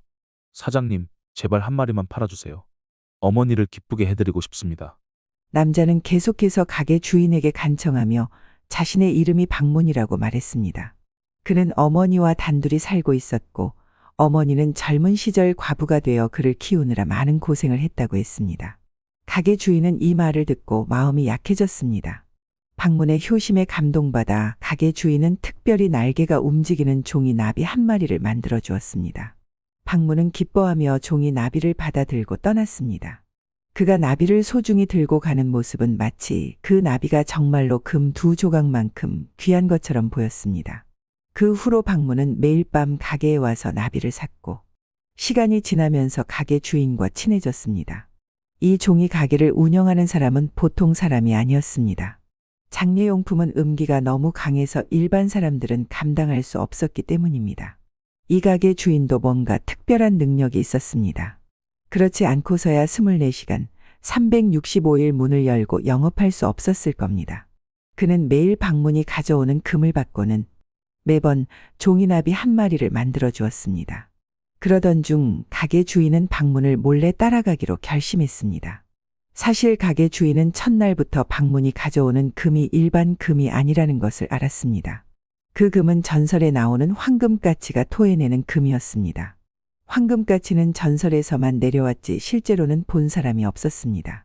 박문이 매일 가지고 오는 금이 황금가치가 토해내는 금이란 걸 알아차린 종이사장, 그렇다면 박문 집에는 황금가치가 있다는 뜻이겠죠. 가게 주인은 몰래 박문을 따라갔습니다. 그런데 박문의 집은 매우 가난했습니다. 초가집에 살며 풀뿌리 죽을 먹고 있었고 박문은 결혼도 하지 않은 채 어머니와 단둘이 살고 있었습니다. 가게 주인은 며칠 동안 박문 집의 주변을 돌아다녔지만 황금가치는 찾을 수 없었습니다. 박문이 황금가치를 어디에 숨겼는지 알 수 없었습니다. 더 이상한 것은 박문이 금을 만들어내는 새를 가지고 있으면서도 집을 사거나 땅을 사지 않고 결혼도 하지 않았습니다. 단지 매일 어머니를 위해 종이 나비를 사는 것뿐이었습니다. 방문의 집안에는 다양한 색깔의 종이 나비들이 가득했습니다. 가게 주인이 만든 나비들이었지만 집안을 화사하게 만들어 주었습니다. 가게 주인은 호기심이 생겨 황금가치가 어디에 있는지 알고 싶어졌습니다. 그래서 그는 가게 안에 함정을 설치했습니다. 그날 밤 방문이 다시 와서 금 2조각을 내며 종이 나비를 사려고 했을 때 가게 주인은 종이 나비를 접으면서 몰래 카운터 아래에 줄을 당기니 갑자기 천장에서 큰 그물이 떨어져 방문을 덮쳤습니다. 방문은 깜짝 놀라며 필사적으로 빠져나가려 했지만 가게 주인이 그를 붙잡으려고 했을 때 방문은 갑자기 땅에 엎드려 노란 새로 변해 그물을 빠져나갔습니다. 가게 주인은 문 밖까지 쫓아갔지만 어둠 속에서 방문의 모습은 보이지 않았습니다. 그제서야 가게 주인은 방문이 바로 그 황금가치라는 것을 깨달았습니다. 가게 주인은 탐욕 때문이 아니라 단순히 호기심 때문에 그런 행동을 했던 것입니다. 그 행동이 잘 못되었다는 걸 깨달은 가게 주인은 다음 날 방문의 집을 찾아가 어머니께 선물을 가져다 주며 사과했습니다. 어제 제가 방문에게 큰 실수를 한 것 같아 사과드리러 왔습니다. 그리고 방문이 돌아오면 다시 가게에 와서 종이 나비를 사도 좋다고 말했습니다. 방문의 어머니는 병이 심해 말을 제대로 하지 못했고 방문에게 말해두겠다는 말만 남겼습니다. 며칠 후 가게 주인은 방문을 다시 보지 못해 걱정이 되어 그의 집을 다시 찾아갔습니다. 그런데 방문의 어머니는 이미 죽기 직전이었습니다. 가게 주인은 서둘러 의사를 불러 약과 영양제를 사고 집안 하인들을 시켜 어머니를 돌보게 했습니다. 며칠 후 그동안 오지 않았던 방문이 가게에 와서 가게 주인에게 이렇게 얘기를 했습니다. 사장님, 어머니를 돌봐주셔서 정말 감사합니다. 아닙니다. 그날은 정말 미안했습니다. 너무 호기심이 많아서 그랬어요. 이제 마지막으로 종이 나비를 사러 왔습니다. 그 전에 무슨 사연이 있었는지 궁금하시다면 제 이야기를 들려드리겠습니다. 방문은 자신이 바로 그 전설에 나오는 황금가치가 맞다고 얘기를 했습니다. 옛날에 황금가치는 사람들에게 금을 주어 기쁨을 선사했지만 사람들이 금을 가지고도 행복해지지 않고 오히려 다툼과 비극을 일으키는 것을 보고 실망했습니다. 결국 황금가치는 사람들 사이를 떠나 산속으로 도망쳤고 많은 시간이 흘러 방문의 집에 정착하게 되었습니다. 방문과 그의 어머니는 가난했지만 행복하게 지냈고 황금가치를 아무 대가 없이 돌봐주었습니다. 어머니는 평소에 종이로 나비를 접어 방문을 기쁘게 해주었고 두모자는 세상에서 가장 행복한 사람처럼 보였습니다. 그러나 방문이 커가면서 이웃의 부유함을 보고 자신도 돈을 벌어 어머니를 기쁘게 해드리고 싶어 했습니다. 결국 방문은 돈을 벌러 군대에 들어가려고 결심했고 어머니는 그를 말렸지만 소용이 없었습니다. 몇 달 후 황금가치가 방문을 찾아 전쟁터로 갔을 때 그는 이미 전사한 후였습니다. 황금가치는 방문의 어머니가 병들어 있는 것을 보고 방문으로 변신해 어머니를 돌보기로 결심했습니다. 그렇게 두 모자는 다시 행복한 시간을 보냈고 방문은 아프신 어머니를 위해 매일 종이나비를 사서 그를 기쁘게 해주었습니다. 그러던 중 결국 방문의 어머니도 세상을 떠났고 황금가치는 다시 산속으로 돌아가기로 결심했습니다. 가게 주인은 이 이야기를 듣고 매우 슬퍼하며 방문에게 아름다운 종이나비 3마리를 선물했습니다. 방문은 그 종이나비를 들고 다시 산 어디론가 사라졌습니다. 그 이후 황금가치는 발견되지 않았으며 지금까지 전설로만 남아 있습니다. 오늘 여러분께 들려드릴 이야기는 조선시대의 몸종 소녀에 관한 이야기입니다. 몸종이란 양반 가문에서 남자 주인을 직접 모시던 여인을 말하는데 그 지위가 매우 낮았습니다. 일반적으로 몸종은 높은 신분의 양반들이 하녀들에게 부적절한 행동을 합리화하기 위한 명목이었죠. 하지만 오늘 제가 들려드릴 이야기 속 몸종은 조금 다릅니다. 이 몸종이 모시게 된 집안의 주인은 노인이 아닌 젊은 도령이었습니다. 젊은 도령의 몸종이 된다는 것, 그것은 많은 여인들이 꿈꾸어도 이룰 수 없는 일이었죠. 꼬수는 불운한 운명을 타고난 여인이었습니다. 어릴 적부터 기억나는 것이라곤 도박에 미친 아버지의 모습뿐이었죠. 꼬순이 14살이 되던 해 아버지는 그녀를 빚 대신 저당 잡혔습니다. 어머니는 눈물만 흘릴 뿐 남편의 뜻을 거스를 용기가 없었습니다. 결국 꽃수는 채권자에 의해 조씨 가문의 하녀로 팔려가게 되었습니다. 조씨 가문은 크고 부유했지만 젊은 부부만이 살고 있었습니다. 집주인 조유는 조정에서 중요한 직책을 맡고 있었고 그의 아내 한부인은 꽃순이 단정하고 일 솜씨가 좋은 것을 보고 자신의 방에서 일하게 했습니다. 꽃순은 여러 하녀들 중에서도 특별히 영리하고 마음씨가 고왔습니다. 그녀의 영민함과 성품은 누구에게도 뒤지지 않았습니다. 한부인은 꽃순이 쓸모있는 사람이라고 생각하여 그녀를 남편의 몸종으로 보내기로 결정했습니다. 어느 날 한부인은 꽃순을 방에 불러 말했습니다. 꽃순아, 오늘 밤부터 도령님을 모시러 가거라. 꽃순의 마음속은 불편했습니다. 평범한 농가의 아내가 되는 것도 몸종이 되는 것보다는 나을 텐데 말이죠. 하지만 그녀가 거절한다면 어떻게 될까요? 아마도 주인에게 다시 팔리거나 한부인이 대감댁에서 장애가 있는 하인에게 시집 보낼지도 모릅니다. 꽃순이 그렇게 멍하니 서 있을 때 옆에 있던 다른 하녀가 그녀를 살짝 밀었습니다. 부인께서 말씀하시는데 뭘 멍하니 서 있어? 어서 대답해. 그제야 정신을 차린 꽃순은 한 부인을 향해 말했습니다. 네, 이 몸은 부인의 사람입니다. 부인께서 무엇을 하라 하시면 그대로 따르겠습니다. 한 부인은 입술을 살짝 깨물고 향기로운 난초 냄새를 풍기며 억지로 웃었습니다. 그래, 하녀라면 하녀의 본분을 알아야 하느니라. 그러니 어서 단장하고 곧바로 가거라. 사실 최근 한 부인은 남편과 작은 다툼이 있었습니다. 조유는 반년 동안 아내의 방을 찾지 않았고 서재에서만 지내고 있었죠. 남편의 마음을 되돌리기 위해 한 부인은 이런 방법을 쓸 수밖에 없었던 것입니다. 분부 받들겠나이다. 꽃순은 무릎을 꿇고 절했습니다. 다른 하녀들이 꽃순을 단장시켰고 그녀는 깊은 숨을 들이마시고 신에게 기도를 올린 뒤 바깥 행랑을 지나 서재가 있는 마당으로 향했습니다. 이렇게 예쁜 여자를 남편에게 보내다니. 그 한 부인은 대체 무슨 생각을 한 것일까요? 조유는 겉보기에 풍채가 훌륭하고 학식이 높아 많은 교수들이 선망하는 대상이었습니다. 하지만 그는 부모님의 명을 따라 한씨 가문의 딸과 혼인했습니다. 결혼 후 크게 행복하다고 할 수는 없었지만 부부간의 화합을 이루며 평온하게 지냈습니다. 그런데 최근 사소한 일로 두 사람 사이에 갈등이 생겼던 것이죠. 꽃순이 조윤의 서재 문 앞에 도착해 조심스레 문을 두드렸습니다. 조윤은 그녀를 보고 눈썹을 찌푸렸습니다. 꽃순은 문 앞에 쭈뼛쭈뼛 서서 몸을 움츠리며 부끄러운 듯 말했습니다. 도련님, 부인께서 제가 도련님을 모시라 하셨습니다. 필요 없다, 돌아가거라. 조윤의 얼굴에 불쾌한 기색이 역력했습니다. 이 말을 들은 꽃순은 당황했습니다. 그녀는 돌아갈 수 없었습니다. 여기까지 와서 거절당해 돌아간다면 부인을 어떻게 대면할 수 있을까요? 어찌할지 몰라 고민하던 꽃순은 급히 무릎을 꿇고 애원했습니다. 도련님, 이 몸에게 살 길을 허락해 주세요. 무엇이든 할 수 있습니다. 식사 준비, 방 청소, 물 깃기, 빨래. 무엇이든 시키시는 대로 하겠습니다. 제발 돌려보내지 말아주세요. 꽃순은 눈물을 흘리며 간청했고 조유는 그 모습에 연민을 느꼈습니다. 그렇습니다. 아름다운 여인의 눈물, 어느 남자가 이를 거부할 수 있겠습니까? 이렇게 해서 꽃순은 남게 되었습니다. 그녀는 기뻤습니다. 이미 선택의 여지가 없었으니 좋은 몸종이 되기로 결심했죠. 저녁이 되자 꽃순은 조심스럽게 서재로 들어가 조윤 앞에 절을 올리고 말했습니다. 도련님, 따뜻한 물을 준비했습니다. 조격하시고 쉬시죠.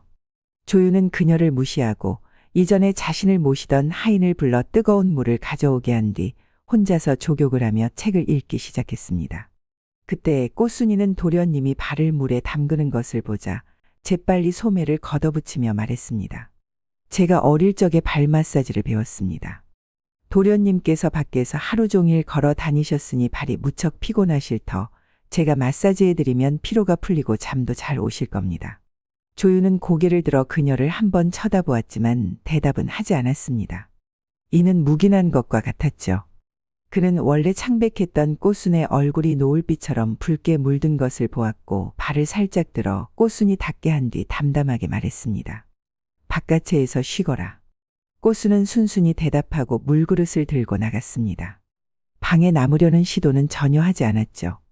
꽃순의 뒷모습을 바라보며 조유는 마음속으로 좋아라고 생각했습니다. 그날 밤 조유는 유독 달콤한 잠을 잤습니다. 온몸의 피로가 꽃순의 마사지로 사라진 듯했죠. 꽃순은 바깥의 침상에 누워 스스로에게 불손한 생각을 하지 말라고 타일렀습니다. 우선은 한여로 자리를 잡고 그 후에 생각하자고 말이죠. 아침 햇살이 창문을 비추고 방 안에서 움직임이 들리자 꽃순은 서둘러 일어나 자신을 단정히 하고 하인을 따라 방으로 들어갔습니다. 조윤을 모시고 난 후 그녀는 한 부인의 방으로 가서 한쪽에 서서 지시를 기다렸습니다. 꽃순의 말끔한 모습을 본 한 부인은 평소보다 조금 부드러워진 목소리로 물었습니다. 잘 지냈느냐? 이제부터 너는 내가 도련님 곁에 두는 내 눈이니라. 매일 그가 하는 일을 한자도 빠짐없이 나에게 전해야 한다. 네, 부인, 분부대로 하겠습니다. 꽃순은 자신이 도련님에게 인정받지 못했다는 말은 감히 할 수 없었지만 마음속으로는 무슨 말을 해야 하고 하지 말아야 할지 그리고 앞으로 자신의 길을 어떻게 걸어야 할지 고민했습니다. 점차 꽃순은 서재에서 자신의 위치를 잡아갔습니다. 하인의 일을 하나씩 인계받아 차를 내오고 잉크를 준비하는 작은 일부터 식사 준비와 의복 관리 같은 큰일까지 조윤의 일상에는 꽃순의 흔적이 스며들었습니다. 한가할 때면 조윤은 꽃순에게 글씨를 가르치고 시를 읽어주었습니다. 반년도 채 되지 않아 꽃순은 많은 글자를 알게 되어 조윤의 서재에 있는 책들을 능숙하게 읽을 수 있게 되었습니다. 그녀는 시를 짓는 법도 배우게 되어 조윤을 놀라게 했죠. 함께 지내는 시간이 길어지자 조윤은 이 아름다운 여인에게 진심으로 정이 들었습니다. 그는 꽃순을 자신의 어머니께 데려가 정식으로 몸종으로 삼았습니다. 한 부인은 꽃순이 마침내 성공했다는 것을 알고 그녀에게 남편 앞에서 자신의 좋은 점을 많이 이야기해달라고 했습니다. 남편 마음속에 자신의 인상을 개선하기 위해서였죠. 어느 날 꽃순이 한 부인의 방에서 나오는데 부인의 방에서 일하는 매화라는 하녀도 따라 나왔습니다. 그녀는 꽃순을 따라잡고 말했습니다. 자, 이것은 이번 달 급료야. 매화는 꽃순을 업신여겼습니다. 자신이 꽃순보다 신분이 더 높다고 생각했기 때문에 말투조차 오만했습니다. 그 시대에는 몸종 일반 하녀보다 지위가 낮았죠. 지금과는 정반대입니다. 꽃순은 급히 물었습니다. 왜 여전히 이렇게 적은 거죠? 늘어나야 하는 것 아닌가요? 그건 내가 어찌 알겠어? 내가 용기 있다면 직접 부인께 물어보든가. 너무 자신을 대단하게 여기지 마. 매화는 고개를 돌리고 문을 쾅 닫았습니다. 꽃순도 떠났습니다. 서재에 거의 도착했을 때 그녀는 세탁한 옷을 가져오는 할머니를 만났습니다. 꽃순이 선물을 줄 때까지 기다리는 모습이었죠. 꽃순은 당황했습니다. 아직 자신의 지위에 적응하지 못했던 것입니다. 비록 작은 직책이지만 이제 정식 몸종이었고 그녀를 위해 일하는 사람들도 있었습니다. 할머니가 그녀의 하사를 기다리고 있었죠. 꽃순은 허리춤에 있던 아직 따뜻한 월급에서 몇 푼의 동전을 아픈 마음으로 꺼내 할머니께 드렸습니다. 그러나 이 몇 푼의 동전이 그녀에게 화를 불러일으켰습니다. 서재에 도착하기도 전에 그녀는 다시 매화에게 불려갔습니다. 꽃순, 거기서. 부인께서 널 부르셔. 매화의 얼굴에는 비웃음이 가득했습니다. 꽃순은 의아했지만 서둘러 되돌아가 한 부인의 안채로 향했습니다. 한 부인은 분노한 얼굴로 그녀가 다가오는 것을 바라보며 말했습니다.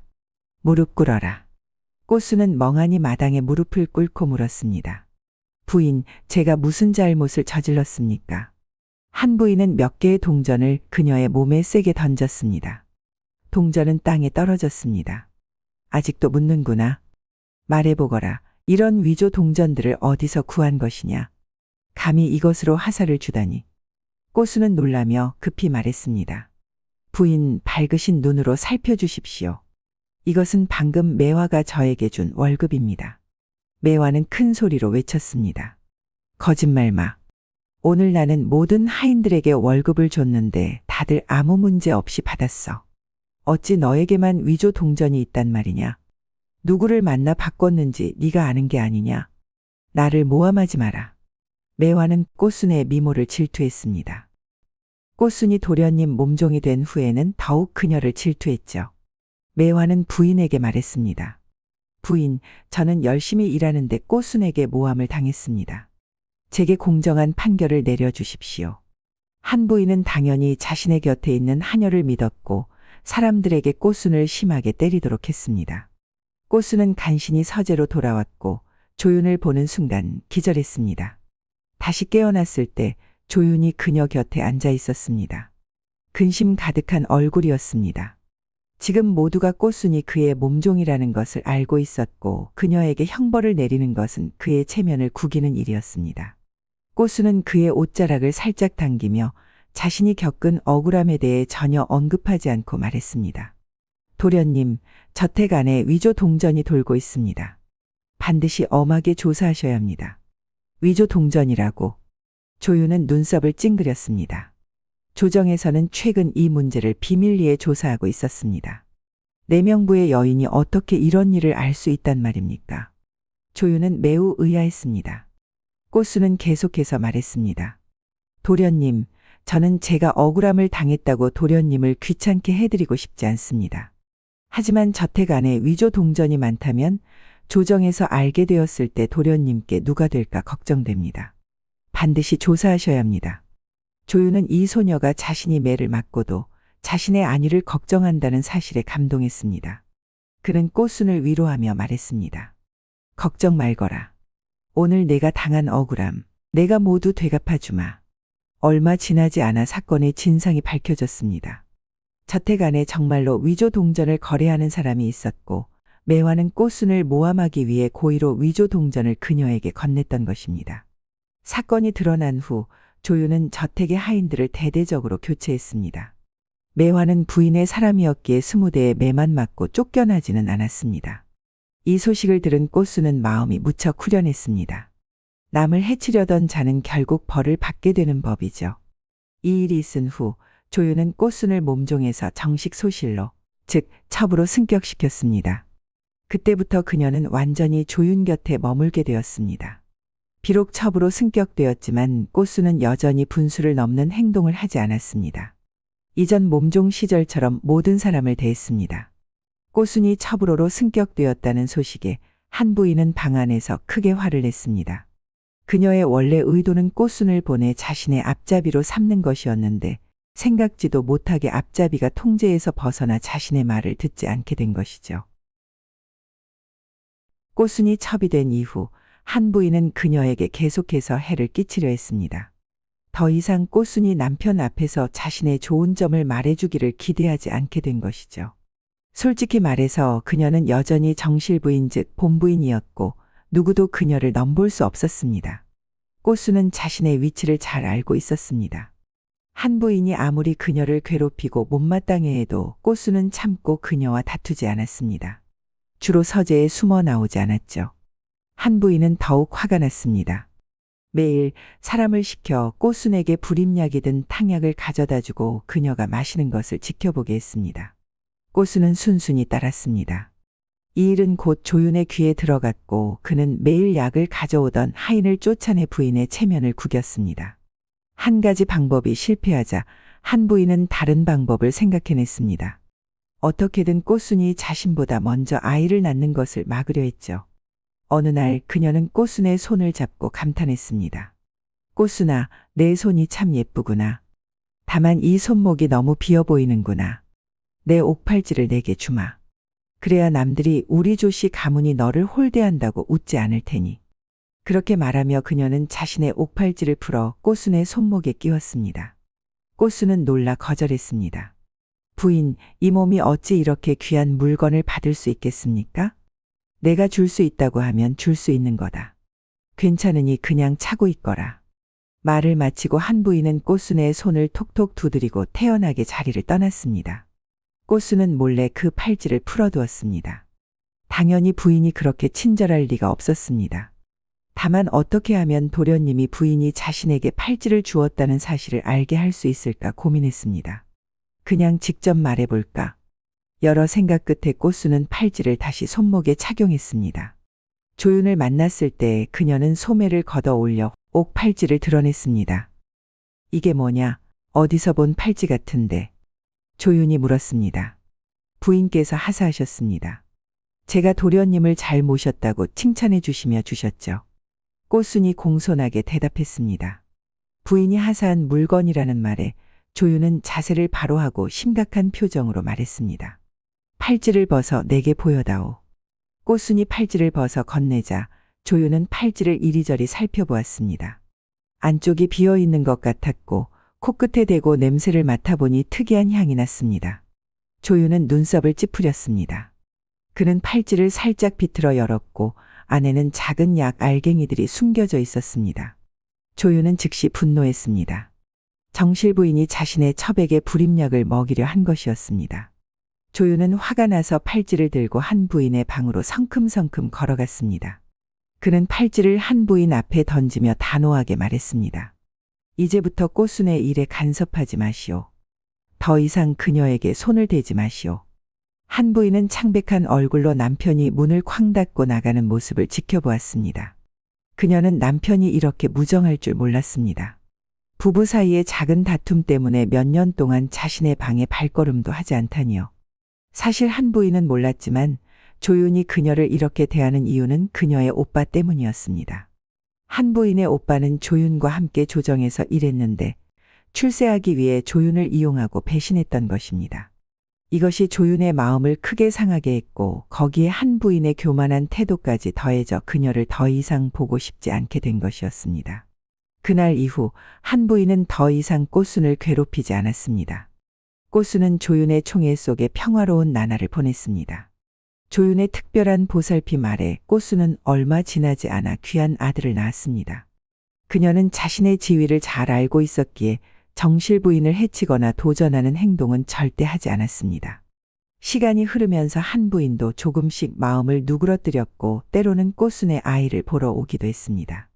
조윤 역시 한 부인에 대한 인상이 조금 나아졌지만 여전히 꽃순과 함께 지내는 것을 선호했습니다. 어느 날 밤 꽃순이 아이를 재우고 있을 때 문득 한 가지 생각이 떠올랐습니다. 왜 한 부인의 오빠가 조윤 도련님을 배신했을까? 그녀는 조금 이상하다고 느꼈습니다. 그동안 들었던 이야기들을 종합해보니 뭔가 맞지 않는 부분이 있었습니다. 다음 날 꽃순은 용기를 내어 조윤에게 물었습니다. 도련님, 실례가 되는 줄 알지만 여쭤볼 것이 있습니다. 한 부인의 오빠 한상궁 대감은 어떤 일로 도련님을 배신했나요? 조윤은 놀란 표정으로 꽃순을 바라보았습니다. 내가 어찌 그런 이야기를 들었느냐? 여기저기서 들리는 이야기를 종합해보니 그런 것 같았습니다. 하지만 뭔가 이상합니다. 한상궁 대감은 조정에서 매우 충직하다는 평판이 있는데요. 조윤은 잠시 생각에 잠겼습니다. 사실 그도 확실한 증거 없이 한상궁이 자신을 배신했다고 믿고 있었습니다. 그가 받은 정보는 모두 그의 측근인 정병호에게서 온 것이었습니다. 꽃순의 물음이 조윤에게 의심의 씨앗을 심었습니다. 그는 직접 조사를 시작했고 놀라운 사실을 발견했습니다. 그를 배신한 사람은 한상궁이 아니라 정병호였던 것입니다. 정병호는 한상궁을 모함하고 조윤과 그의 아내 사이를 갈라놓기 위해 거짓 정보를 흘렸던 것이었습니다.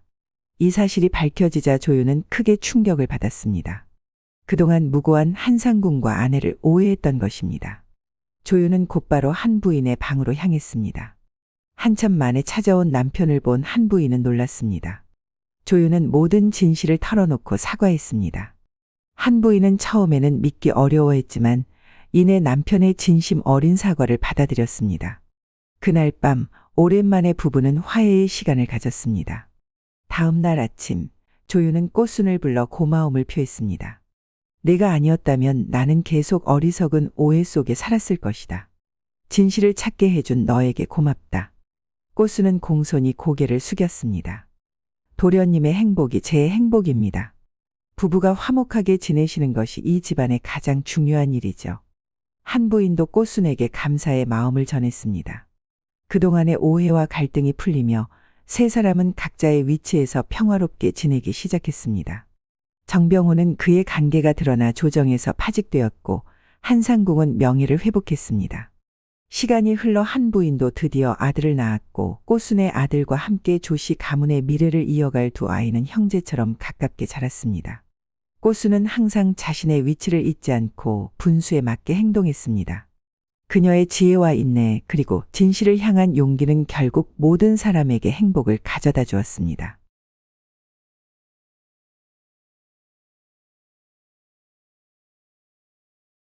옛날 깊은 산자락에 자리 잡은 달빛 마을에서는 이상한 일이 벌어지고 있었습니다.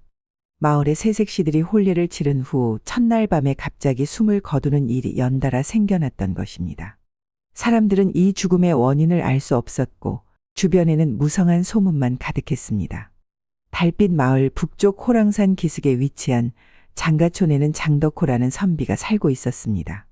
그는 집안에 넓은 기와집을 가지고 있었고 논과 밭도 여러 소유하여 마을에서는 제일 가는 부자로 손꼽혔습니다.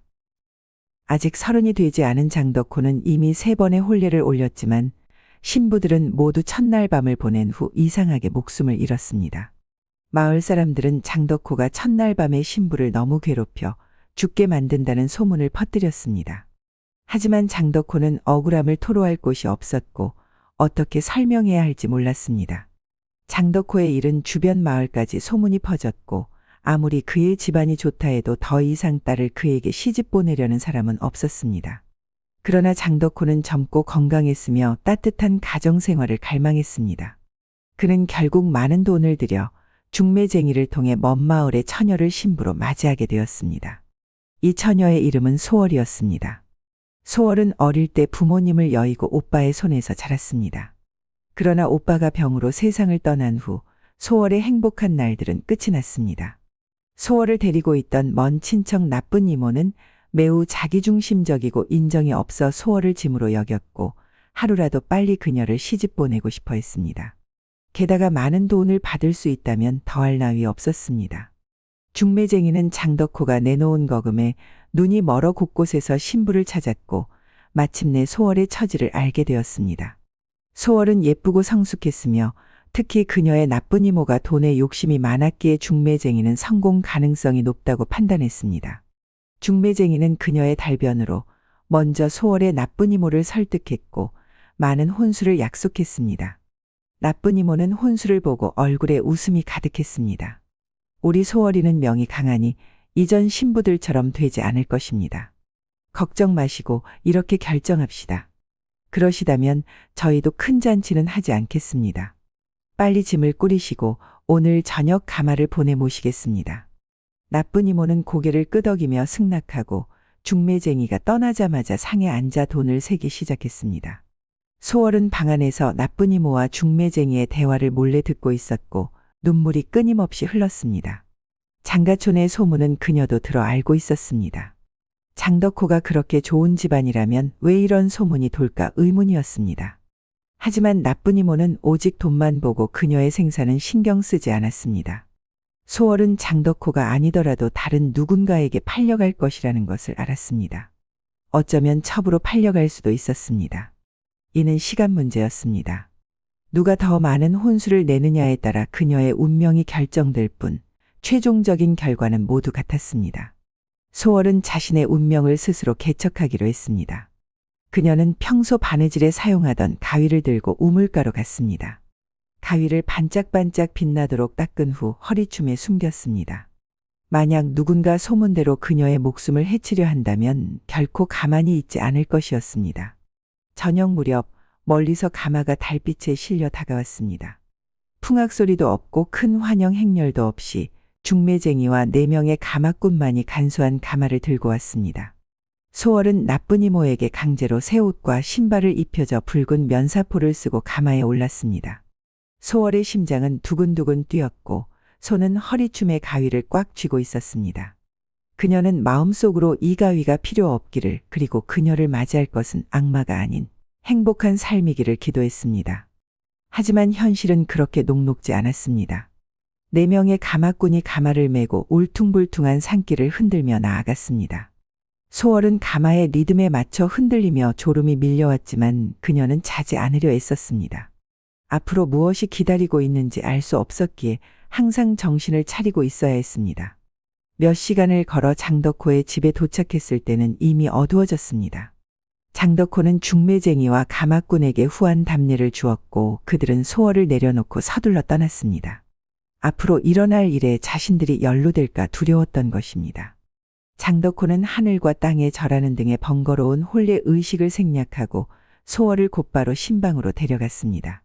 그는 조급하게 소월의 면사포를 들어 올렸습니다.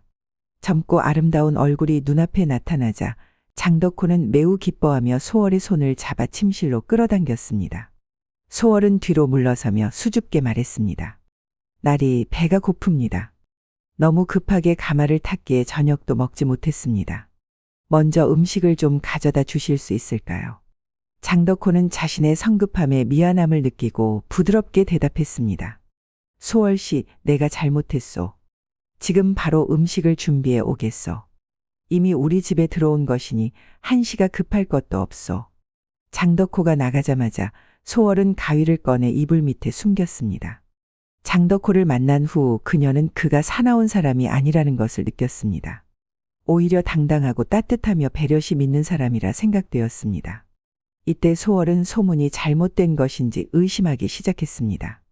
곧 장덕호가 음식을 들고 왔고 소월은 사양하지 않고 모두 먹었습니다.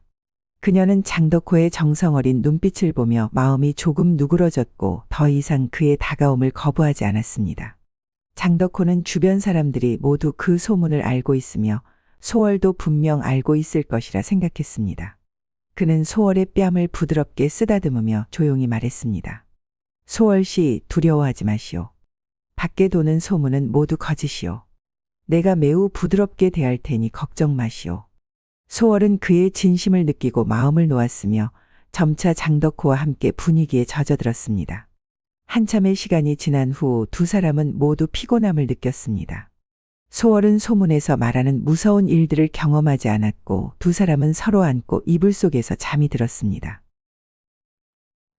졸음 속에서 소월은 누군가 자신을 만지는 것을 느꼈습니다. 장덕호라 생각하고 몸을 돌리며 말했습니다. 나리, 저도 너무 피곤합니다. 어서 쉬시죠. 네가 먼저 이 몸을 모신 다음 쉬시지. 낯선 남자의 목소리가 들렸고 소월은 순간 정신이 번쩍 들었습니다. 창밖 달빛에 의지해 바라보니 앞에는 낯선 남자가 있었습니다. 소월은 비명을 질렀고 곁에 있던 장덕호가 깨어나 그녀를 품에 안으며 물었습니다. 무슨 일이오? 무슨 일이 있었소? 방 안의 등이 갑자기 켜졌고 낯선 남자가 장덕호를 잡아채며 말했습니다. 너는 정말 의리가 없구나. 이런 미인을 혼자서 즐기면서 나를 잊고 있다니. 장덕호는 그제야 완전히 깨어났습니다. 그는 공포에 질린 눈으로 키 크고 건장하며 잘생긴 얼굴을 한 남자를 보며 비굴하게 말했습니다. 제발 제 아내를 용서해 주십시오. 이전의 세 아내 모두 당신이 죽였잖소. 이번만큼은 제발 자비를 베풀어 우리를 놓아주시오.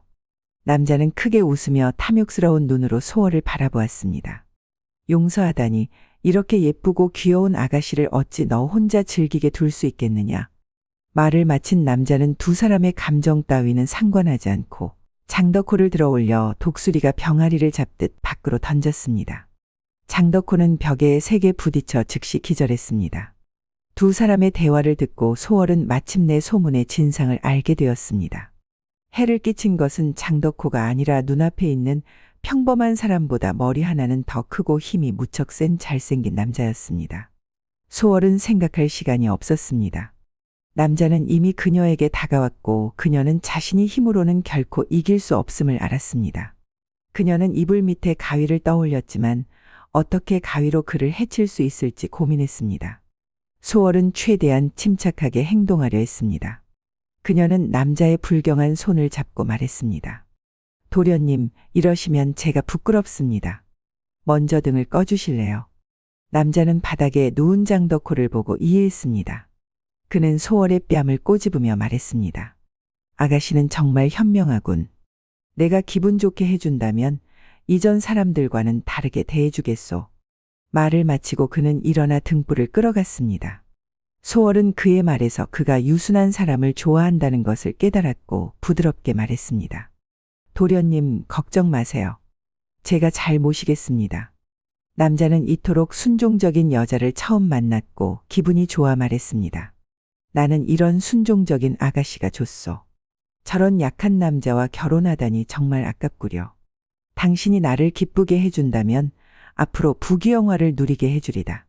소월은 남자가 한 걸음씩 자신의 계획대로 움직이는 것을 보고 적극적으로 그의 옷을 잡았습니다.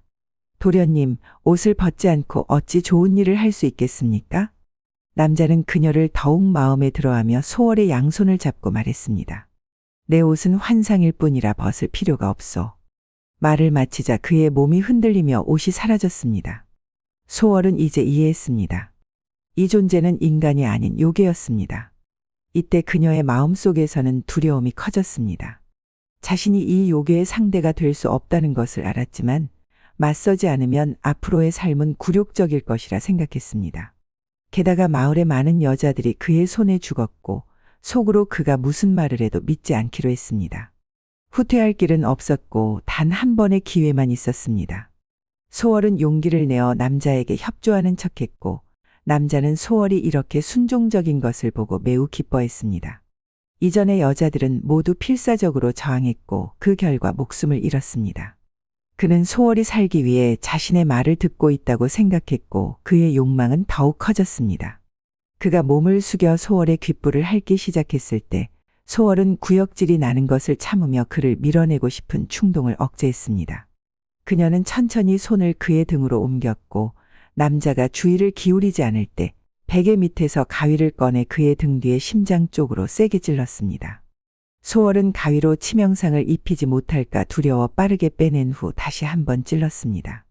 순식간에 피가 흘러내렸고 이불은 온통 피로 물들었습니다. 역겨운 피냄새가 소월을 메스껍게 했습니다. 남자는 이 약한 여자가 이런 행동을 할 거라고는 전혀 예상하지 못했습니다. 등의 통증에 그의 얼굴이 일그러졌습니다. 그는 양손으로 소월의 목을 조르며 야비하게 말했습니다. 내가 순종적이라 생각했는데 너도 스스로 죽음을 찾는구나. 내 마음을 그르치게 만들었으니 이제 저승길로 보내주마. 소월은 발로 차며 저항했지만 남자의 체력이 약해지면서 그의 모습이 서서히 드러났습니다. 소월은 이번에 확실히 보았습니다. 그는 엄청난 힘을 가진 호랑이 정령이었습니다. 소월은 그의 사나운 얼굴을 보고 이번에는 자신이 죽게 될 것을 알았고 결국 눈을 감고 죽음을 기다렸습니다. 바로 그때 소월은 장덕호의 목소리를 들었습니다. 그동안 나에게 해를 입히더니 오늘은 내가 너를 끝장내리라. 소월이 눈을 떴을 때 장덕호가 큰 쇠갈고리를 들고 호랑이 정령을 향해 내리치는 것을 보았습니다. 호랑이 정령은 장덕호를 상대하기 위해 소월을 완전히 놓아주었습니다. 소월은 몸을 빼내어 이불 아래로 굴러 떨어졌습니다. 그녀는 벌떡 일어나 주변에 도울 수 있는 물건이 있는지 찾아보았습니다. 찾지 마시오. 나는 그의 상대가 되지 못하오. 빨리 밖으로 나가 사람들을 불러오시오. 많을수록 좋소. 장덕호가 소월에게 소리쳤습니다. 소월은 달려가 문을 열고 밖으로 도망쳤습니다. 이때 하늘은 이미 밝아오고 있었습니다. 그녀는 큰 소리로 외쳤습니다. 사람 살려요. 빨리 오세요. 호랑이 정령이 우리를 공격하고 있어요. 어서 와서 도와주세요. 그녀의 목소리는 새벽에 작은 산촌을 울렸고 잠들어 있던 사람들이 그녀의 외침을 듣고 도구를 들고 달려왔습니다. 어떤 이는 괭이를, 어떤 이는 창을, 또 어떤 이는 총을 들고 사방에서 장덕호의 집으로 향했습니다. 사람들은 마침내 여자들을 해친 진짜 범인을 보았습니다. 그것은 거대한 호랑이 정령이었습니다. 이제야 왜 여자들이 공포에 질린 표정으로 죽었는지 이해할 수 있었습니다. 그 큰 호랑이 정령은 누구도 감당할 수 없었을 것입니다.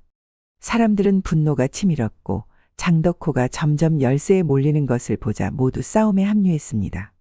어떤 이는 화살을 쏘고 어떤 이는 창으로 호랑이 정령을 찔렀습니다. 여러 방향에서 공격을 받은 호랑이 정령은 도망치려 했습니다. 총을 든 젊은이가 호랑이 정령이 도망치려는 것을 보고 즉시 그를 향해 한 발을 쏘았습니다. 여러 곳에 상처를 입은 호랑이 정령은 마침내 체력이 다해 쓰러졌습니다. 사람들은 굵은 밧줄을 가져와 호랑이 정령을 단단히 묶었습니다. 마을의 도살꾼이 마지막 한 칼로 이 호랑이를 끝장냈고 그 후 가죽을 벗겨 고기를 모든 마을 사람들에게 나누어 주었습니다. 호랑이 정령이 마침내 제거되자 모두가 장덕호에게 엄지손가락을 치켜들었습니다. 장덕호는 약간 부끄러워하며 말했습니다. 이번에는 정말 우리 아내 덕분입니다. 그녀가 가위로 호랑이 정령에게 중상을 입히지 않았다면 저도 그와 싸울 용기가 없었을 것입니다. 모두가 소월에게 존경의 눈길을 보냈습니다. 소월은 미소를 지으며 말했습니다. 마을에 소문이 퍼지며 모두들 누구의 집이 소문의 중심이 되면 그 집에 일이 생긴다고 했습니다. 저는 가위를 지니고 있었던 것은 단지 예상치 못한 일에 대비하기 위함이었습니다. 호랑이 정령이 정말로 올 줄은 몰랐습니다. 저는 그저 목숨을 걸고 한번 도전해 본 것뿐인데 생각지도 못하게 그를 잡을 수 있었습니다. 장덕호는 다가와서 소월의 손을 잡고 말했습니다.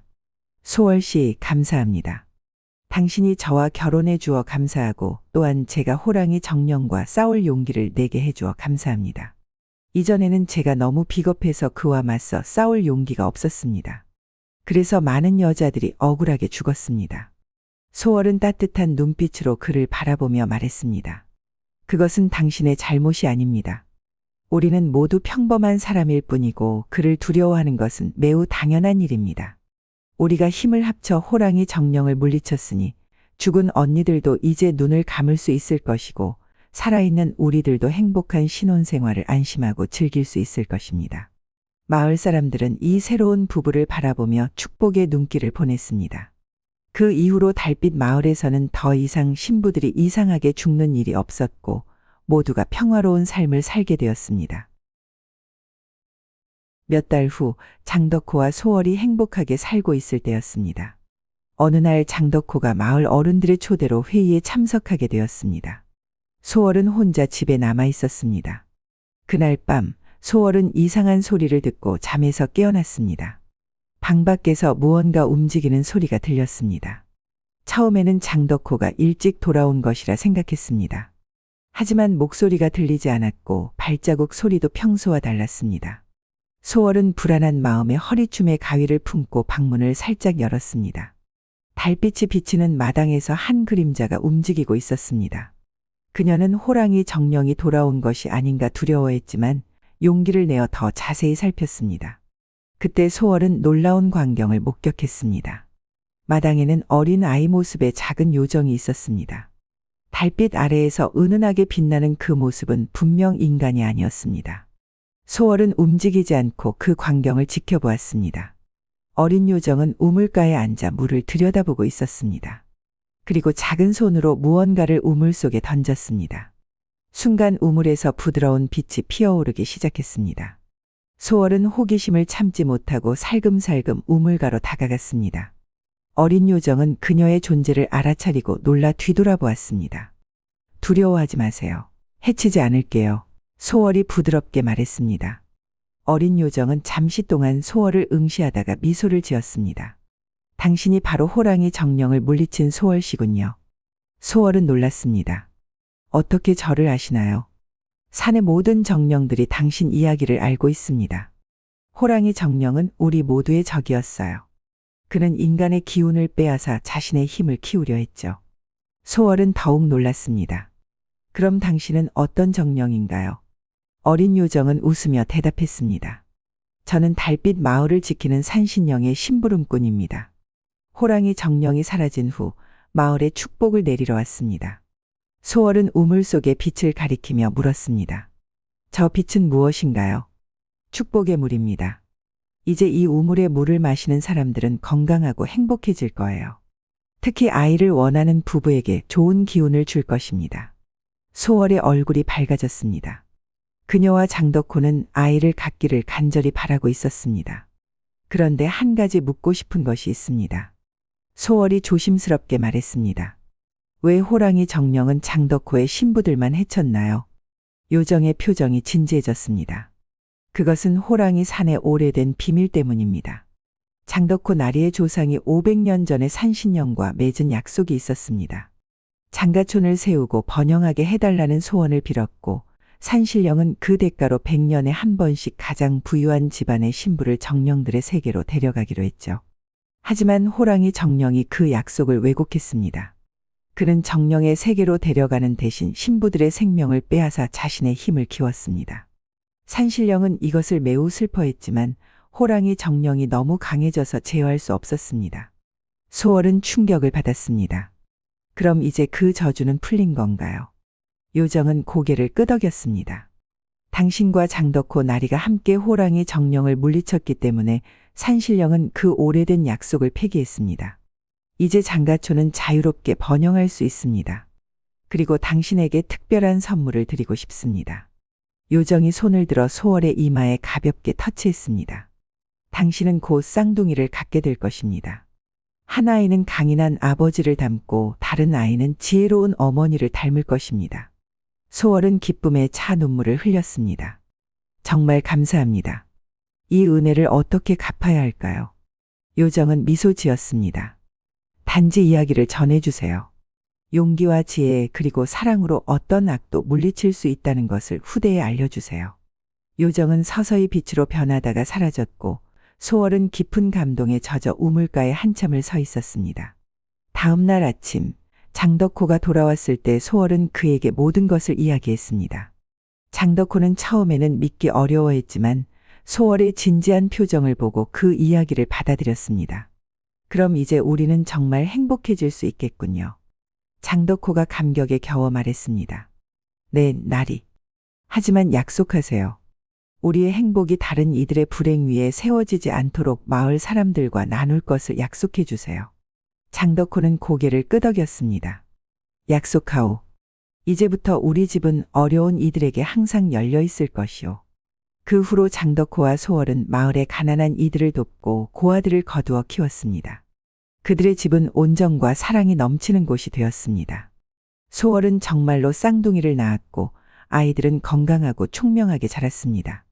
달빛 마을은 점차 번창했고 주변에서 가장 평화롭고 풍요로운 마을로 알려지게 되었습니다.